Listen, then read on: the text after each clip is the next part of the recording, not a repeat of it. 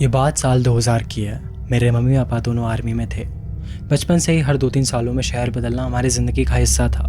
इसलिए जब उन्होंने एक दिन मुझे और मेरी बहन को बैठाकर बताया कि हम फिर से घर बदल रहे हैं तो मुझे ज़्यादा हैरानी नहीं हुई। बस एक बात अजीब लगी, इस बार हम स्कूल के बीच सेशन से ही शिफ्ट हो रहे थे। लेकिन मैंने ज़्यादा सवाल नहीं किए। हमारे लिए सामान बांधना और नए घर में जाना बिल्कुल नॉर्मल बात थी। हाँ, इस बार भी मन में उम्मीद ज़रूर थी कि शायद यही हमारा आखिरी घर होगा। लेकिन वो उम्मीद उस घर को पहली बार देखते ही ख़त्म हो गई। घर बाहर से बेहद ही उदास और बेजान लग रहा था। अंदर कदम रखते ही ऐसा लगा जैसे महीनों से किसी ने उसकी तरफ देखा तक ना हो। रसोई की छत से पानी टपक रहा था। लकड़ी की सीढ़ियाँ हर कदम पर आवाज़ करती। दीवारों पर धूल की मोटी परत जमी हुई थी।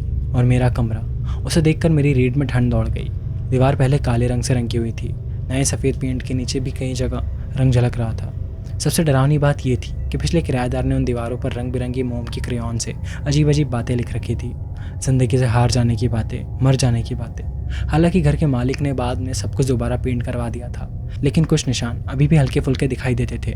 मैंने पहली बार उस दिन सोचा, आखिर इस घर में पहले रहने वाले लोग अचानक सब कुछ छोड़कर चले क्यों गए। पड़ोसी से पता चला कि वो लोग महीनों से किराया नहीं दे रहे थे। फिर एक दिन बिना किसी को बताए अचानक गायब हो गए। घर का मालिक भी उन्हें कभी ढूंढ नहीं पाया।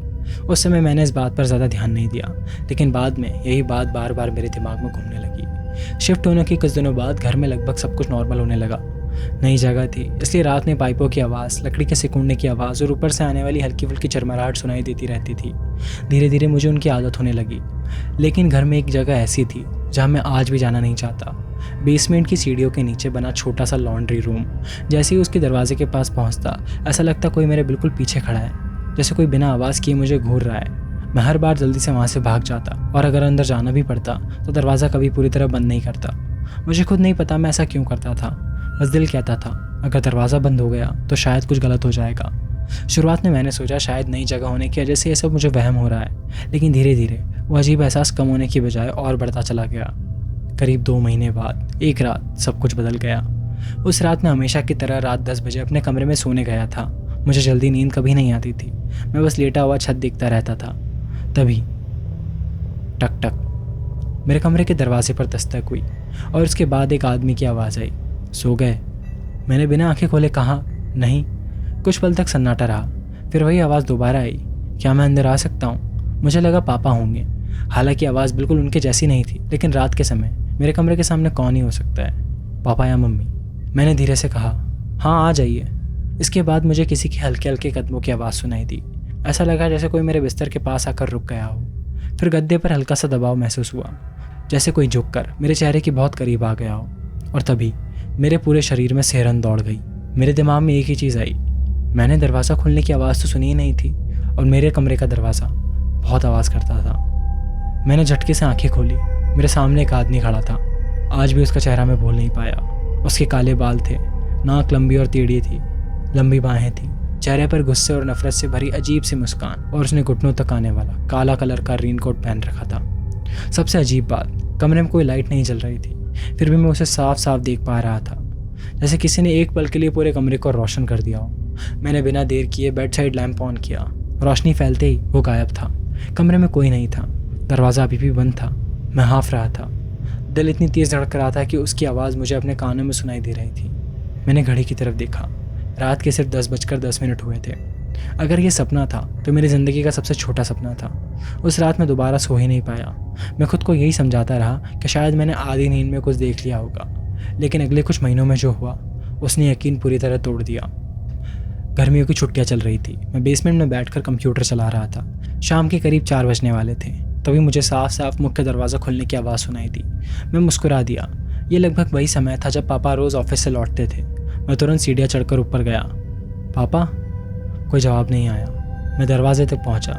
मेन डोर बंद था, लेकिन लॉक खुला हुआ था, यानी कोई अभी अभी अंदर आया था। मैंने फिर आवाज़ लगाई, पापा? तभी मेरी नज़र सामने लगे बड़े शीशे पर पड़ी। उस शीशे में मुझे पीछे किसी आदमी की परछाई दिखाई दी। वो ठीक मेरे पीछे वाले हिस्से में खड़ा था, लेकिन मेरे पीछे कोई नहीं था। मैं कुछ समझ पाता उससे पहले मेरी नज़रें ऊपर गई। वही परछाई अब सीढ़ियों के ऊपर खड़ी थी। मैं कुछ सेकंड तक उसे देखता रह गया।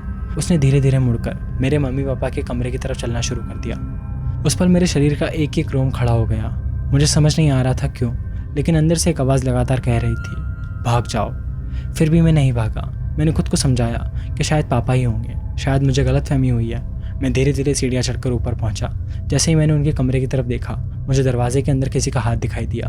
बस एक हाथ। वो ड्रेसर के पास से हटकर वॉक इन क्लोजेट की तरफ जा रहा था। पता नहीं क्यों, लेकिन उसी पल मेरे दिमाग में एक बात साफ हो गई, वो मेरे पापा नहीं थे। मेरे घर में कोई अजनबी मौजूद था। मेरे पैरों तले ज़मीन खिसक गई। मैं बिना आवाज़ किए पीछे हटा, सीधा अपने कमरे में घुसा और अलमारी के ऊपर रखी डेकोरेटिव तलवार निकाल ली। वो सिर्फ डेकोरेशन के लिए थी, लेकिन उसकी धार असली थी। मैंने कमरे का दरवाज़ा धीरे से बंद किया और सांस रोककर खड़ा हो गया। बाहर से कदमों की आवाज़ आ रही थी, धीरे धीरे, कभी पास कभी दूर। फिर किसी आदमी की धीमी आवाज़ सुनाई दी। ऐसा लग रहा था जैसे वो किसी से बात कर रहा हो, लेकिन मैं एक भी शब्द समझ नहीं पा रहा था। मेरे दिमाग में बस एक सवाल घूम रहा था, अगर उसे पता चल गया कि मैं यहीं हूँ तो आखिर होगा क्या। मैंने तलवार को दोनों हाथों से कसकर पकड़ लिया। मेरे हाथ काँप रहे थे। बाहर किसी की धीरे धीरे चलने की आवाज़ अभी भी आ रही थी। तभी ऐसा लगा कि वो मेरे कमरे के ठीक बाहर है, और अगले ही पल आवाज़ दूसरी तरफ चली गई। फिर सब कुछ शांत हो गया। इतनी गहरी खामोशी कि मुझे अपनी ही सांसें सुनाई देने लगी। मैं कई मिनट तक वहीं खड़ा रहा। मुझे नहीं पता कितनी देर बीत गई, लेकिन जब बाहर से कोई आवाज़ नहीं आई तो मैंने हिम्मत करके दरवाज़ा थोड़ा सा खोला। पूरा गलियारा खाली था। मैं धीरे धीरे बाहर निकला, एक एक कमरा खोल कर देखने लगा। मम्मी पापा का कमरा, बाथरूम, मेरी बहन का कमरा, स्टोर, हर जगह सन्नाटा था। घर में कोई नहीं था। मैं नीचे आया और फिर बेसमेंट में जाकर बैठ गया। इस बार कंप्यूटर चलाने की हिम्मत नहीं हुई। तलवार अभी भी मेरी गोद में रखी थी। करीब 20 मिनट बाद मेन गेट खुलने की आवाज़ आई। अरे कहाँ हो? इस बार सच में पापा थे। मैं तलवार लेकर भागता हुआ ऊपर पहुंचा। उन्होंने मुझे उस हालत में देखा तो हैरान रह गए। मैंने उन्हें पूरी बात बताई। हम दोनों ने पूरे घर की दोबारा तलाशी ली, हर कमरा, हर अलमारी, हर कोना, लेकिन वहाँ कोई नहीं था। कुछ चोरी भी नहीं हुआ था, कोई खिड़की नहीं टूटी थी, ज़बरदस्ती अंदर आने का कोई निशान भी नहीं था।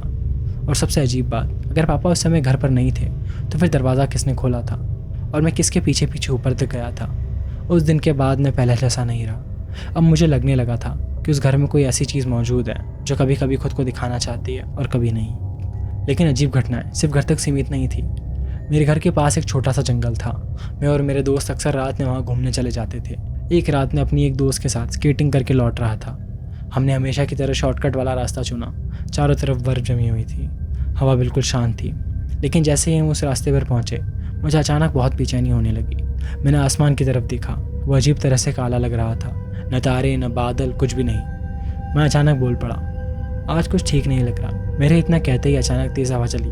सामने पेड़ से एक बहुत बड़ा बर्फ़ का टुकड़ा नीचे गिरा, लेकिन वो सीधा नीचे नहीं गिरा, वो हमारी तरफ आने लगा इतनी तेज़ रफ्तार से कि हम चाहकर भी रास्ते से हट नहीं सकते थे। मेरी दोस्त डर के मारे मुझसे चिपक गई। हम दोनों बस उसे अपनी तरफ आता हुआ देखते रह गए। वो हमसे मुश्किल से 2 फुट दूर रह गया था कि अचानक उसने जैसे दिशा बदल ली, पूरे 90 डिग्री, और हमारे बगल की ज़मीन में जाकर धंस गया। हम दोनों कुछ सेकंड तक वहीं जमे रहे। ऐसा लग रहा था जैसे किसी ने आखिरी पल में उसको हमारी तरफ आने से रोक दिया। मैंने कांपते हुए सामने देखा। उसी पेड़ के नीचे एक आदमी खड़ा था, लंबा काला रेनकोट, सर थोड़ा झुका हुआ, और उसकी नज़रें सीधे हमारी तरफ थी। मेरा गला सूख गया। मैंने अपने दोस्त की तरफ देखा। वो अब भी ज़मीन में धंसे हुए बर्फ़ के उस टुकड़े को देख रही थी। मैंने तुरंत दोबारा पेड़ की तरफ देखा और वहाँ कोई नहीं था। उस रात घर लौटने के बाद मुझे पहली बार एहसास हुआ ये कोई अलग अलग घटनाएं नहीं थी। हर बार हर जगह वही आदमी दिखाई देता था, और ऐसा लग रहा था जैसे वो दूर से सिर्फ मुझे देख रहा हो। लेकिन मुझे तब भी नहीं पता था सबसे डरावनी घटना अभी बाकी थी। उस घटना के बाद मुझे यकीन होने लगा था कि मेरे साथ जो कुछ हो रहा था वो सिर्फ मेरा वहम नहीं था। कुछ दिनों बाद एक और अजीब चीज़ हुई। बेसमेंट की सीढ़ियों के पास ठीक लॉन्ड्री रूम के सामने वाली दीवार पर मुझे लाल रंग का एक बड़ा हाथ का निशान दिखाई दिया। ऐसा लग रहा था जैसे किसी ने लाल क्रेयॉन से पूरे हथेली दीवार पर दबा दी हो। मैंने तुरंत अपनी बहन को बुलाया। ये पहले था क्या? उसने ध्यान से देखा, फिर अपना हाथ उस निशान पर रखा। वो निशान उसकी हथेली से काफ़ी बड़ा था। उसने धीरे से कहा, नहीं, मैंने इससे पहले कभी नहीं देखा। हम दोनों कुछ देर तक उसे देखते रहे। हमने खुद को समझाने की कोशिश की कि शायद पुराना रंग उभर आया होगा, लेकिन अंदर ही अंदर हम दोनों जानते थे। उस दिन के बाद मेरी बहन भी मानने लगी कि इस घर में कुछ अजीब ज़रूर था। सबसे हैरानी की बात यह थी कि मेरे दोस्त भी उस लॉन्ड्री रूम से डरते थे। मैंने कभी उन्हें उस बारे में कुछ नहीं बताया था। फिर भी जो भी पहली बार उस कमरे के पास जाता, वापस आकर एक ही बात कहता, यार उस कमरे में कुछ अजीब सा महसूस होता है। एक शाम हम 5 दोस्त बैठे थे। किसी ने मजाक में कहा, अगर सच में वहाँ कुछ है तो आज पता चल जाएगा। प्लान बना, हम पाँचों उस छोटे से लॉन्ड्री रूम के अंदर जाएंगे, दरवाज़ा बंद करेंगे, लाइटें बंद करेंगे और 5 मिनट तक वहीं खड़े रहेंगे। आज सोचता हूँ उससे ज़्यादा बेवकूफ़ी शायद हमने कभी नहीं की होगी। हम सब किसी तरह उस छोटे से कमरे में खड़े हो गए। मैंने दरवाज़ा बंद किया, लाइट ऑफ की और पूरा कमरा अंधेरे में डूब गया। शुरू के कुछ सेकंड सब शांत रहा। फिर अचानक मेरे बगल में खड़ी मेरी दोस्त ज़ोर से चीखी, किसी ने मेरा पैर पकड़ा है। हम में से एक लड़का हंस पड़ा, डराने की कोशिश मत कर। लेकिन अगले ही पल सबकी आवाज़ बदल गई। मैंने नहीं पकड़ा, मैंने भी नहीं, मैं तो तुझसे इतना दूर खड़ा हूँ। कमरे में 5 लोग थे और किसी ने उसे छुआ तक नहीं था और मेरी भी धड़कन तेज़ हो चुकी थी। मैंने तुरंत हाथ बढ़ाकर लाइट का स्विच ढूंढना चाहा, लेकिन स्विच वहाँ था ही नहीं। मैंने दीवार टटोलनी शुरू की, कुछ नहीं। ऐसा लग रहा था जैसे दीवार ही गायब हो गई हो। मैंने दूसरी तरफ हाथ बढ़ाया, वहाँ भी कुछ नहीं। कमरा अचानक पहले से कहीं ज़्यादा बड़ा महसूस होने लगा। ये नामुमकिन था। मैं उस कमरे को अच्छी तरह जानता था। एक कदम में दीवार आ जानी चाहिए थी, लेकिन मेरे हाथ खाली हवा में घूम रहे थे। तभी मेरी दोस्त फिर चीखी, किसी ने अभी मेरा पैर पकड़ कर खींचा। अब कमरे में हर कोई घबरा चुका था। मैंने पूरी ताकत से सामने हाथ मारा। इस बार मेरी उंगलियां एक ठंडे मेटल के हैंडल से टकराई। दरवाज़ा मैंने झटके से उसे खोल दिया। हम 5 लोग लगभग भागते हुए बाहर निकले। बाहर आते ही मेरी दोस्त कांपती हुई लॉन्ड्री रूम की तरफ देखने लगी। उसकी आंखों में आंसू थे। वो कांपती हुई आवाज़ में बोली, तुम लोगों ने उसे नहीं देखा? हम सब ने एक साथ पूछा, किसे? उसने कांपती हुई उंगलियां कमरे के कोने की तरफ उठाई। जब दरवाज़ा खुला था, वहाँ एक आदमी खड़ा था, काले रेनकोट में। मेरे शरीर में जैसे सिरन दौड़ गई। मैंने तुरंत कमरे के अंदर देखा, लाइट जलाई, कमरा पूरी तरह खाली था। उस दिन के बाद मेरा कोई भी दोस्त उस लॉन्ड्री रूम के अंदर दोबारा नहीं गया। करीब 5 साल उस घर में रहने के बाद आखिरकार हमने वो घर छोड़ दिया। शिफ्ट होने से कुछ दिन पहले भी 2 अजीब घटनाएं हुई। पहली, मेरी बहन की किताबें बार बार अपने आप गिनती से गायब और वापस दिखाई देने लगती। दूसरी, बेसमेंट की छत पर लगा मोटे कांच का लैंप अचानक टूटकर बिखर गया। अजीब बात यह थी कि कांच के टुकड़े पूरे कमरे में फैले हुए थे, लेकिन किसी ने उसके टूटने की आवाज़ तक नहीं सुनी। आज इतने साल बाद भी मुझे नहीं पता उस घर में क्या था, वो आदमी कौन था, वो सिर्फ मुझे ही क्यों दिखाई देता था। और सबसे बड़ा सवाल, क्या वो आज भी उसी घर में मौजूद है या फिर वो हमारे साथ आ गया है?